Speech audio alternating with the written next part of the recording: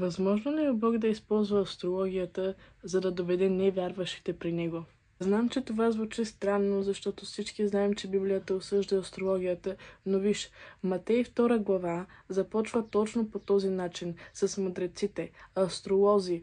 Те не са религиозни, не са юдеи, не познават писанията. Но Бог им показва нещо, което те разбират, а именно една звезда.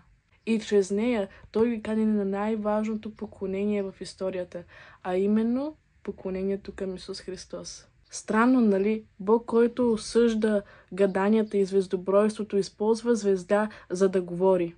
Но защо го прави? Защото Бог може да използва всичко, за да привлече вниманието ти. Той не одобрява греха, но може да влезе и в най-лошата ситуация в живота ти, в най-грешната, и да използва нещо, което не е праведно, но знаейки, че това нещо ще те доведе до истината, той ще го направи за теб, за да спаси душата ти. Мъдростта му не е да седи отстрани и да чака да станеш перфектен и сам да откриеш всичко някак си.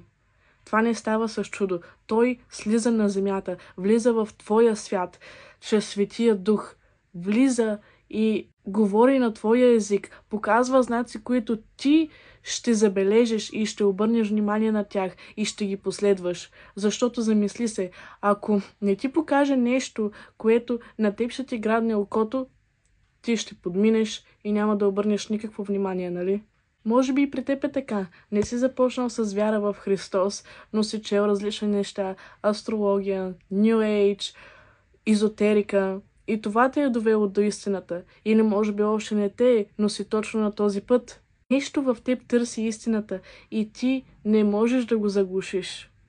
Това е липсващото парченце в душата ти. Когато откриеш Исус Христос, просто всичко си идва на мястото. Звездите не могат да ти кажат истината, но Бог може да използва това търсене, за да те доведе до Него. Мъдреците не останаха през звездата и не й се поклоняваха, просто я следваха, докато стигнат до истината, Исус Христос, и когато го откриха, паднаха на колене и му се поклониха. Затова въпросът не е може ли Бог да използва астрологията, а готов ли си да следваш неговите следи, дори да започват от място, което не разбираш и не очакваш.